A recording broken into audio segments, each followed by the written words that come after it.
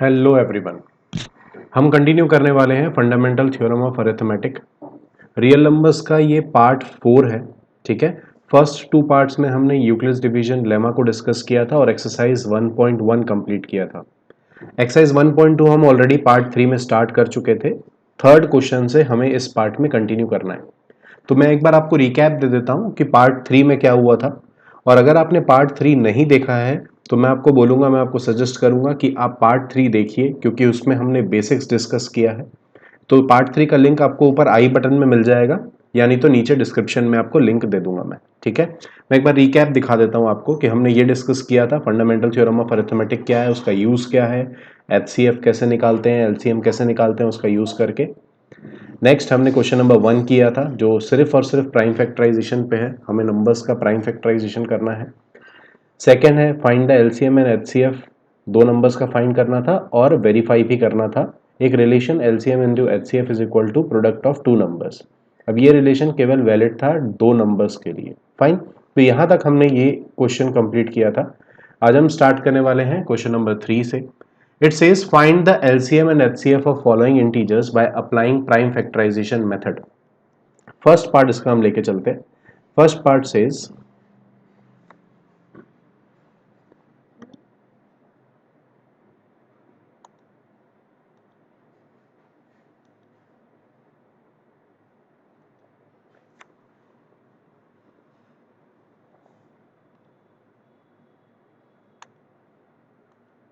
Okay, तो first part is 12, 15 and 21। Again method same है, सबसे पहले हमें प्राइम फैक्टराइजेशन करना है इनका। Prime factorising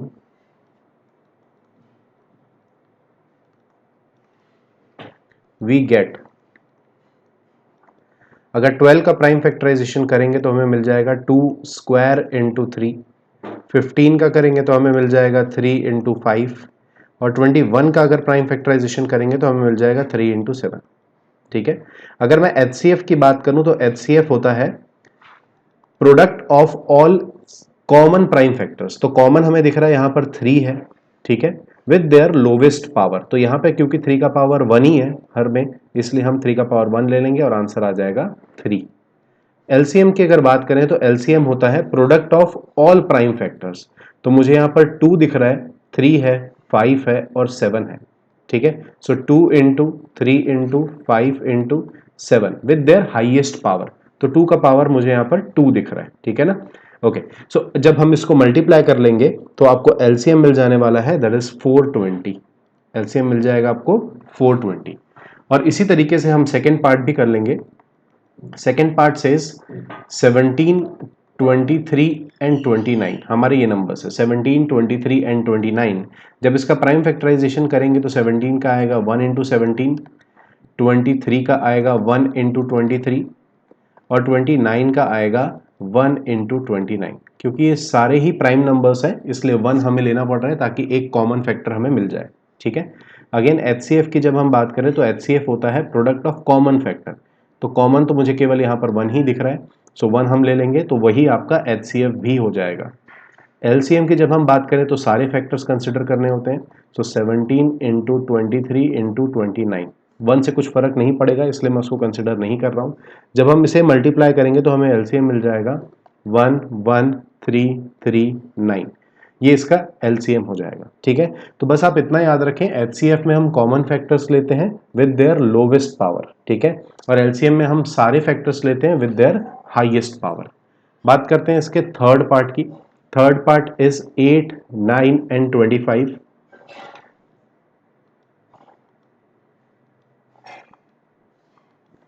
so third part यहां पर है 8, 9 एंड 25।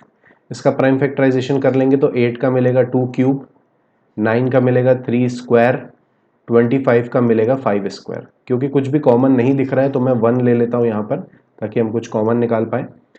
HCF हो जाएगा कॉमन फैक्टर जो केवल 1 है। LCM हो जाएगा सारे factors that is 2, 3, 5 with their highest power. So 2 power 3, 3 power 2 and 5 power 2। ठीक है, जब आप इसको मल्टीप्लाई करेंगे तो आपको LCM मिल जाएगा 1800। 1800। ठीक है, तो इस तरीके से हम किसी तीन नंबर्स का भी LCM एंड HCF निकाल सकते हैं यूजिंग प्राइम फैक्टराइजेशन मेथड। ठीक है, फाइन। नेक्स्ट क्वेश्चन पे देखते हैं। Question number 4, it says that given HCF of 306 and 657, 9 उसका HCF है, आपको LCM फाइंड आउट करना है। तो हमने रिलेशन देखा था किसी भी दो पॉजिटिव इंटीजर के लिए, फॉर टू पॉजिटिव इंटीजर्स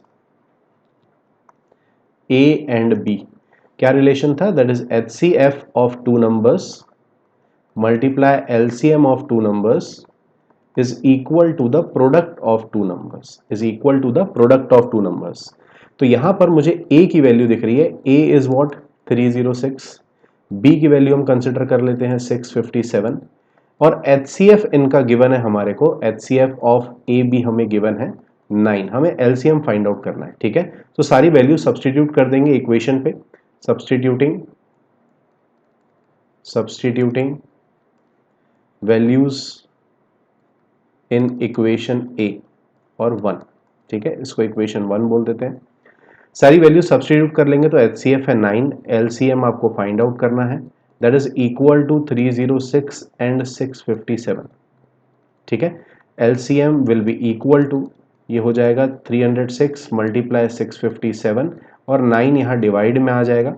हम इसको 3 से कैंसिल कर सकते हैं, दैट इज 102, और ये चला जाएगा 3 टाइम्स। ठीक है, हम इसे फिर 3 से कैंसिल कर सकते हैं, दैट इज 2, 1 एंड 9। जब हम इसको मल्टीप्लाई करेंगे, दैट इज 102 एंड 219, तो हमें यहाँ पर मिल जाएगा, LCM मिल जाएगा हमको यहाँ पर 22338। ठीक है, ये हमारा LCM आ जाएगा और यही हमारा फाइनल आंसर हो जाएगा। आई होप ये इजी था। ठीक है, इस तरीके के क्वेश्चन आपको MCQs में ज्यादातर देखने मिलते हैं, ये डायरेक्ट फॉर्मूला पुटिंग क्वेश्चन है। फाइन, क्वेश्चन नंबर 5 में चलते हैं। Question number 5 says check whether 6 power n, 6 ये जो लिखा है ये 6 पावर n लिखा हुआ है। ओके, तो can and with the digit 0, can and with the digit 0 for any natural number n। पहले मैं आपको ये क्वेश्चन समझा देता हूं कि ये पूछना क्या चाह रहा है। ये बोल रहा है कि क्या 6 पावर n कभी भी 0 से एंड हो सकता है क्या? जैसे फॉर एन एग्जांपल, अगर n इज इक्वल टू 1 हो जाए तो हमें 6 मिलता है, n इज इक्वल टू 2 हो जाए तो 36 मिलता है, n इज इक्वल टू 3 हो जाए तो हमें 216 मिलता है। तो क्या n की कोई एक ऐसी वैल्यू पॉसिबल है क्या जिससे यूनिट डिजिट 0 आ जाए? ठीक है, ये क्वेश्चन में है। फाइन, ओके, तो यहां पर तो मुझे क्लियर दिख रहा है कि ऐसा हो नहीं सकता है। अब ऐसा क्यों नहीं हो सकता है, पहले हम वो देख लेते हैं। ठीक है, अगर मुझे 10 एज अ फैक्टर चाहिए, जैसे फॉर एग्जांपल 50 एक नंबर है, इसको हम 5 इंटू 10 लिख सकते हैं। अगर मुझे यूनिट डिजिट 0 चाहिए तो फैक्टर्स में 5 एंड 2 होने चाहिए। 5 2 का पेयर अगर एग्जिस्ट करता है, दोनों एग्जिस्ट करते हैं, तभी आपको यूनिट डिजिट 0 मिलेगा, अदरवाइज नहीं मिल सकता। लेकिन यहां पर 6 के फैक्टर्स क्या है? 6 के फैक्टर्स है 2 और 3। यहां तो 5 एग्जिस्ट ही नहीं करता, 2 पावर n और 3 पावर n। जस्ट बिकॉज यहां पे 5 एग्जिस्ट नहीं करता, 6 के प्राइम फैक्टर में 5 एग्जिस्ट नहीं करता है, इसलिए कभी भी ये 0 से एंड नहीं हो सकता है। ठीक है, आई होप आपको ये समझ आया होगा जो मैं आपको यहां बताने की कोशिश कर रहा हूं। ठीक है, बट अगर इसका सॉल्यूशन हम लिखना चाहें तो इसका सॉल्यूशन स्टेप वाइज हम कैसे लिख सकते हैं? ठीक है, तो सबसे पहले if 6 power n to end with digit 0, अगर हम चाहते हैं कि ये 0 से एंड हो, it must have 2 and 5 as the prime factors.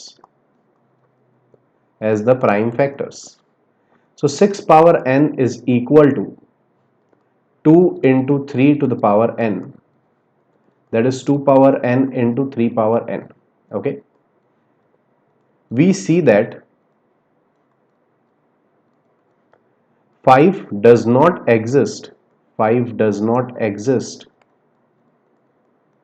in the factors of 6 power n.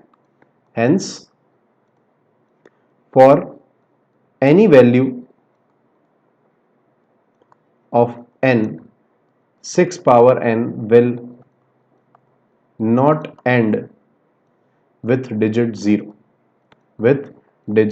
0, ठीक है, अब यही क्वेश्चन आपको 12 पावर n में पूछ सकता है, आपके बुक में एग्जाम्पल में 4 पावर n में गिवन है, तो सब में हमें सेम कंसेप्ट ही लगाना है, सबके फैक्टर्स देख लेना है, अगर 5 और 2 एग्जिस्ट करते हैं तो उनका 0 पॉसिबल है, अदरवाइज पॉसिबल नहीं होगा। ठीक है, आई होप आपको ये क्वेश्चन समझ आया होगा।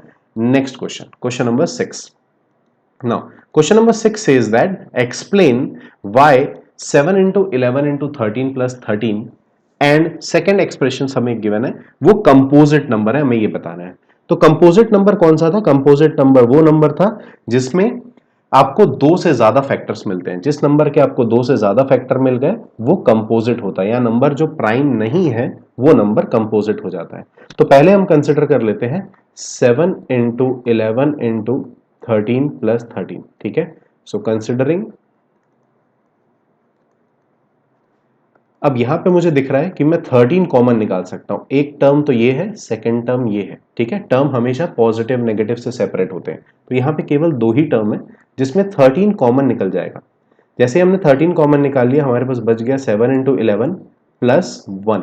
ठीक है, इसको जब हम सॉल्व कर लेंगे तो 13 इंटू 77 प्लस 1 78 आ जाएगा।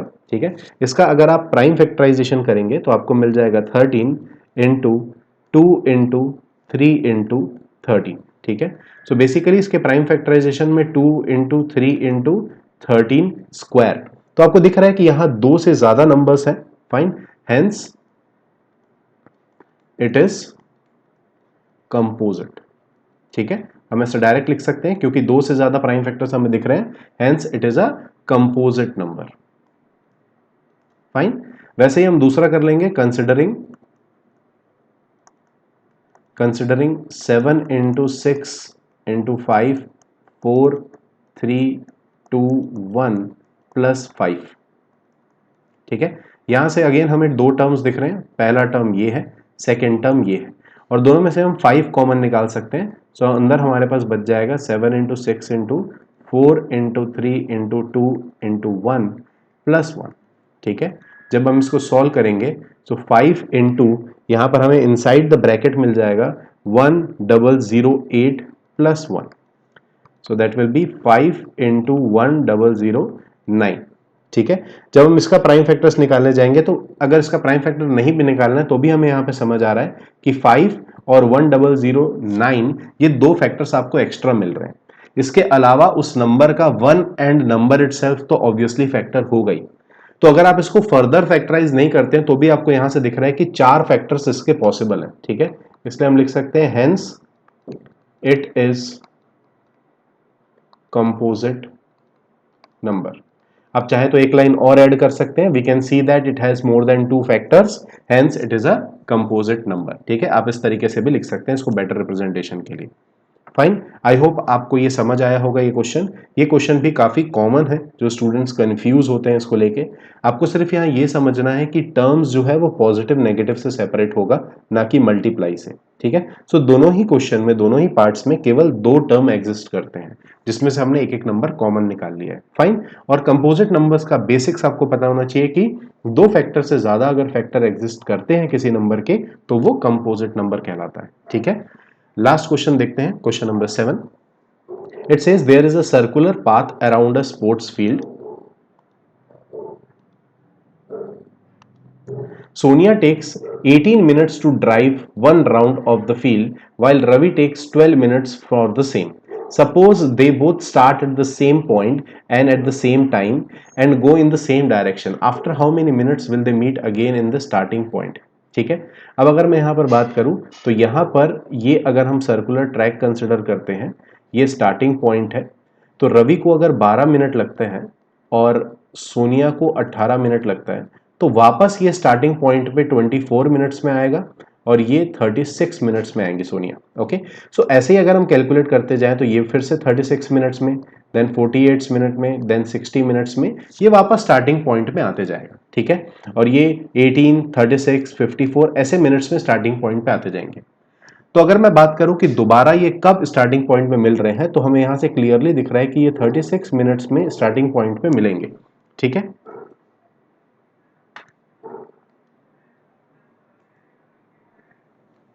तो ये जो मेथड है ये बेसिक मेथड है जिससे हम एलसीएम फाइंड आउट करते हैं। ठीक है, तो यहां हमें क्लियरली समझ आ रहा है कि हमें इन दोनों नंबर्स का एलसीएम निकालना है।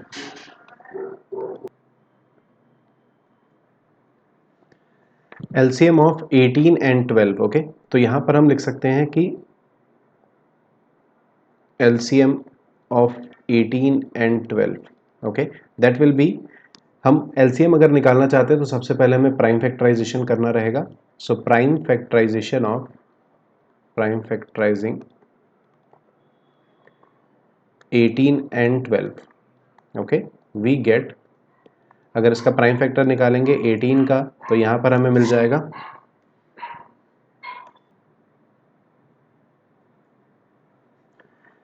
That is 2 into 9, okay, so 2 into 3 square हम लिख सकते हैं, और 12 के लिए हम लिख सकते हैं 2 स्क्वायर इंटू 3, ठीक है। अगर हम एलसीएम निकालना चाहते हैं तो एलसीएम में हमें सारे फैक्टर्स कंसिडर करने होते हैं।